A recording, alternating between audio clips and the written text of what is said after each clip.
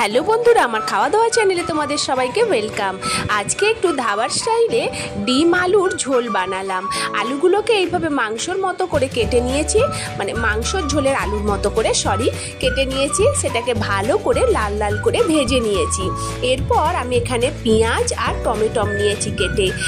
তেলের মধ্যে জিরে আর তেজপাতা ফোড়ন দিয়ে আমি এই কেটে রাখা পেঁয়াজ আর টমেটোটা দিয়ে ভালো করে একটু ভেজে নিয়ে তাতে আদা রসুন বাটা, লঙ্কা হলুদের গুঁড়ো, জিরে গুঁড়ো দিয়ে ভালো করে মশলাটাকে কষিয়ে নিলাম। আলুটা আমি নুন দিয়ে কুকারে 2 সিটি মেরে নিয়েছি। এরপর ডিমগুলোকেও ছাড়িয়ে রেখে দিয়েছি। এবার মশলাটাকে ভালো করে কষিয়ে তাতে সেদ্ধ করে রাখা ডিমটা দিয়ে আমি আবার ভালো করে মশলাটা কষিয়ে নিলাম।